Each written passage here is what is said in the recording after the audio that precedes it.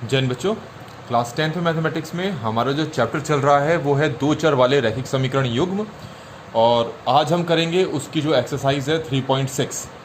पर 3.6 एक्सरसाइज करने से पहले मैं आपको ये बता दूं कि हमने दो चर वाले रैखिक समीकरण में क्या सीख लिया है। जो हमने सीखा था वो उसका बेसिक था, मतलब कि अगर कोई इक्वेशन इस तरीके से लिखी जाती है और ये मैंने अपनी तरफ से कोई इक्वेशन यहाँ पर लिख दी, इसको कहते हैं हम रैखिक समीकरण युग्म। यहाँ पर एक नाम आ रहा है रैखिक। रैखिक से क्या मतलब है? रैखिक से मतलब ये है कि अगर आपके पास जो दो समीकरण दिखाई दे रहे हैं ना, जो मैंने ये लिखे हैं, अगर मैं इनका ग्राफ बनाता हूँ तो मेरे पास एक सीधी रेखा आएगी। जैसे मैं इसका एक ग्राफ बनाता हूँ तो एक सीधी रेखा आएगी, और इसका ग्राफ बनाऊँ तो इसकी ग्राफ से भी सीधी रेखा आएगी। इसीलिए इसको कहते हैं रैखिक समीकरण। इसको कहते हैं रैखिक समीकरण क्योंकि ये जोड़ा है, तो हम बोलेंगे कि रैखिक समीकरण युग्म। तो जो 3.6 एक्सरसाइज है उसके जो क्वेश्चन है, जैसे एक क्वेश्चन आपके सामने ये लिखा हुआ है 1/2x + 1/3y = 2, और दूसरा है 1/3x + 1/2y = 13/6। क्या ये दोनों भी रैखिक है? हम कहेंगे नहीं। तो रैखिक नहीं होने से हमारा क्या मतलब है? रैखिक नहीं होने से हमारा मतलब ये, अगर मैं इनका ग्राफ बनाता हूं तो ग्राफ सीधी रेखा ना बन के इस तरीके से एक कर्व बनेगा, मतलब वक्र बनेगा। वो ऐसा बन सकता है, ऐसा बन सकता है, कैसा भी बन सकता है, मतलब सीधी रेखा नहीं होगा। इसलिए इनको हम रैखिक समीकरण युग्म नहीं कहते, ठीक है। लीनियर पेयर ऑफ इक्वेशन नहीं कहते, हम इनको कहते हैं non linear pair of equations.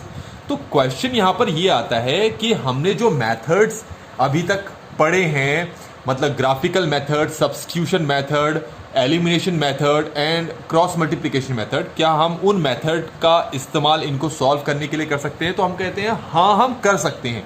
लेकिन ये जो सारे के सारे मेथड्स हैं ये सिर्फ और सिर्फ रैखिक समीकरण युग्म के लिए एप्लीकेबल हैं, बाकियों के लिए नहीं। तो ये तो रैखिक है नहीं, तो फिर इनके लिए भी एप्लीकेबल नहीं है, तो सॉल्व कैसे करेंगे? तो हम ये कहेंगे कि हम पहले इनको रैखिक समीकरण बनाएंगे, फिर हम उन सारे मेथड में से कोई एक मेथड अप्लाई करेंगे जो हमने प्रीवियस टॉपिक्स में पढ़ रखे हैं। तो हम किस तरीके से इन इक्वेशंस को रैखिक समीकरण युग्म बनाएंगे। हम सबसे पहले वाली इक्वेशन को लेते हैं। ये लिखा है 1/2x ना, मैं इसको कुछ ऐसे लिख लेता हूँ। मैं इसको लिख लेता हूँ 1/2 × 1/x। दोनों को अलग अलग लिख दिया मैंने इस तरीके से। और ये है, इसको मैं लिख लेता हूँ 1/3 × 1/y = 2। ये मैंने पहले वाली इक्वेशन को लिख दिया। ऐसे ही मैं दूसरी वाली इक्वेशन को कैसे लिख सकता हूँ? 1/3 × 1/x, क्योंकि जब 1 को 1 से मल्टीप्लाई करेंगे तो 1 आएगा, 3 को x से मल्टीप्लाई करें तो 3x होगा, और ये वापस यहीं आ जाएगा। प्लस हमारे पास ये क्या है, इसको मैं लिख सकता हूँ 1/2 × 1/y = लास्ट में हमारे पास क्या है 13/6। हो गया इतना।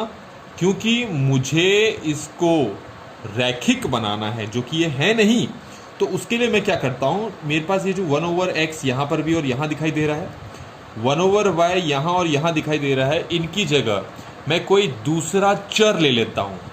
मतलब मैं 1/x को एक नया नाम दे देता हूँ। मान लो मैंने नाम दे दिया u, तो u एक नई चर हो गया इन समीकरण में। ऐसे ही 1/y को मैंने नाम दे दिया v, तो 1/x और 1/y के बदले मेरे पास दो नई चीज़ें आ गई हैं, एक है u, एक है v। ये दोनों एक नए चर हैं। तो अगर मैं 1/x की जगह u रख लूँ तो मेरे पास ये क्या बनकर आता है, देखे ज़रा। ये बनेगा 1/2 × u, ये बनेगा 1/3 × v = 2। u को 1 से मल्टीप्लाई करो तो ये हो जाता है हमारे पास कितना, u/2। v को 1 से मल्टीप्लाई करो तो हो जाएगा v/3 = 2। इसको सिंप्लीफाई करते हैं, सरलीकरण।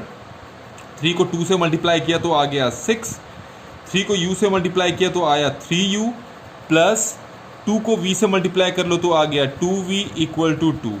ऑब्वियसली क्रॉस मल्टीप्लाई होगा, 6 इससे मल्टीप्लाई होगा, 1 इससे मल्टीप्लाई होगा, तो हमारे पास कुछ आया है। ये है 3u + 2v = 6 को इससे मल्टीप्लाई किया तो आ गया 12। तो ये हमारे पास पहला रैखिक समीकरण आ गया है।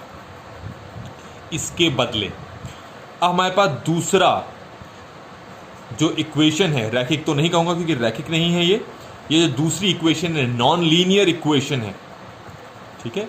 हिंदी में रैखिक का उल्टा होता है, वक्री भी कह सकते हो इसको। हम इसको लेके चलते हैं। तो ये हमारे पास है 1/, ये है ना, हमने ये हमारे पास था ना, हमने इससे इसको ये कन्वर्ट कर लिया था, तो यहाँ पर u रख लेते हैं। तो हमारे पास जाएगा 1/3 multiply u plus 1/2 multiply v equal to कितना होगा हमारा 13/6।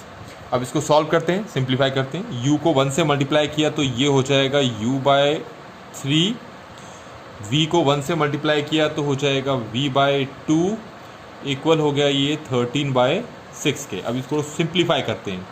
2 को पहले इन दोनों को मल्टीप्लाई करते हैं। एलसीएम लेने का जो यूजुअल तरीका है वो तरीका भी अप्लाई कर सकते हो अगर आपको आता है तो। 3 2 हो गया 6, 2 को इससे मल्टीप्लाई करो तो ये हो गया 2u, 3 को इससे मल्टीप्लाई किया तो आया 3v इक्वल टू ये हो गया 13/6। सरलीकरण करने में एक स्टेप और आपको याद रखना है, क्योंकि यहाँ 6 है, ये 6 है, तो ये दोनों कट सकते हैं। आप कैसे कर सकते हैं उसका एक सिंपल तरीका समझने का ये है, क्योंकि इन्हें क्रॉस मल्टीप्लाई होना ना, तो 6 यहाँ अगर मल्टीप्लाई होगा तो ऐसे लिखूंगा, फिर 6 से 1 6 कैंसिल हो जाएगा, तो मैं पहले से ही यहीं पर कैंसिल कर दे रहा हूँ। तो मेरे पास एक इक्वेशन और बन के आई है 2u + 3v इक्वल टू 13। तो इस तरीके से आपने देखा हमारे पास दो नई इक्वेशंस आ गई। तो क्या ये दोनों इक्वेशंस लीनियर हैं, क्या ये दोनों इक्वेशंस रैखिक हैं? तो हम कहेंगे हाँ ये दोनों अब रैखिक हैं, तो अब हम कोई भी मेथड अप्लाई कर सकते हैं। तो मैं इनको सॉल्व करने के लिए बार बार एलिमिनेशन मेथड ही इस्तेमाल कर रहा हूँ क्योंकि वो जो मेथड है वो सभी मेथड्स में ईजी है, तो मैं उसको अप्लाई करके अब इन दोनों इक्वेशंस को सॉल्व करके किसकी वैल्यू निकालूंगा, u और v की वैल्यू निकालूंगा। x और y अभी नहीं निकलेंगे, अभी सिर्फ और सिर्फ u और v निकल पाएगा। तो अब हम निकालते हैं हमारा u और v की वैल्यू। अब वो कैसे निकलेगा उसके लिए पहले हम एक बार इक्वेशन देख लेते हैं। पहली इक्वेशन हमारे पास है 3u + 2v इक्वल टू 12। ये हमारे पास इक्वेशन में यहाँ लिख देता हूँ। क्या है इक्वेशन हमारे पास? इक्वेशन है 3u + 2v इक्वल टू 12 और दूसरी इक्वेशन है 2u + 3v इक्वल टू 13। अब मैं क्या करता हूँ, इन दोनों इक्वेशंस को सॉल्व करता हूँ। क्योंकि लीनियर हैं तो मैं विलोपन विधि या एलिमिनेशन मेथड को अप्लाई करता हूँ। ये 3 है ना, तो 3 को यहाँ सबसे मल्टीप्लाई करना है इस तरीके से। ये 2 है, 2 को यहाँ सबसे मल्टीप्लाई करना है इस तरीके से। तो इक्वेशन हमारे पास क्या बन जाएगी? 3 3 से कितना हो गया 9u, 3 2 से कितना हो गया 6v और 12 3 से कितना हो गया 36। तो इस तरीके से हमारे पास इक्वेशन फिर से अरेंज्ड होगी। 2 को इस 2 से मल्टीप्लाई करो कितना आया 4u, 2 को इस 3 से मल्टीप्लाई करो कितना आया 6v, 13 को 2 से मल्टीप्लाई करो कितना आया 26। तो इस तरीके से हमारे पास दो इक्वेशंस फिर से बन गई हैं। ठीक है, अब हम क्या करेंगे, इन दोनों इक्वेशंस को सब्ट्रैक्ट करेंगे, माइनस करेंगे। माइनस क्यों करेंगे? क्योंकि इन दोनों के आगे का साइन क्या है? प्लस है।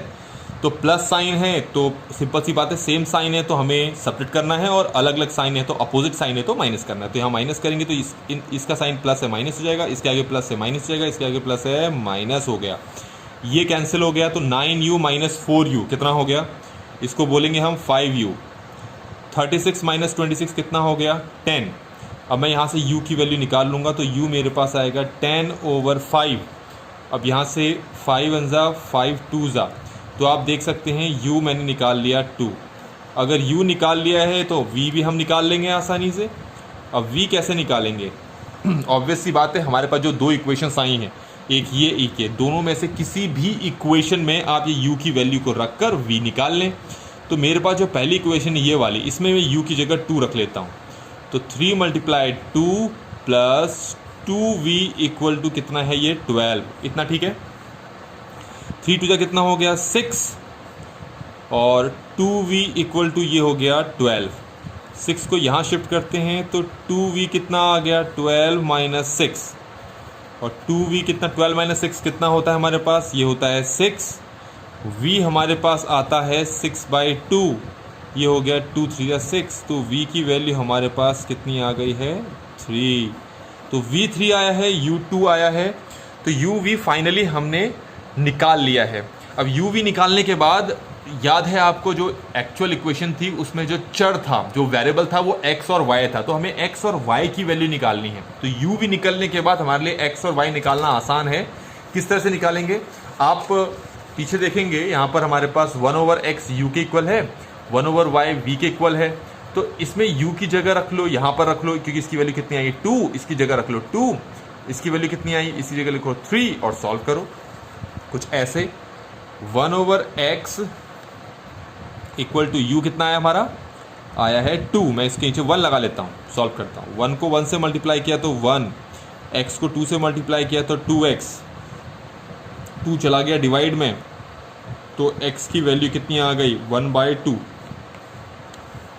ऐसे ही 1/y किसके बराबर है 3 के, इसके नीचे 1 कर लो। 1 को 1 से मल्टीप्लाई करोगे 1, y को 3 से मल्टीप्लाई करोगे 3y, तो 3 इसके नीचे आ जाएगा तो ये जाएगा 1/3 इक्वल टू y। ठीक हो गया। तो आप देख सकते हैं x और y हमारे पास फाइनली आ चुका है।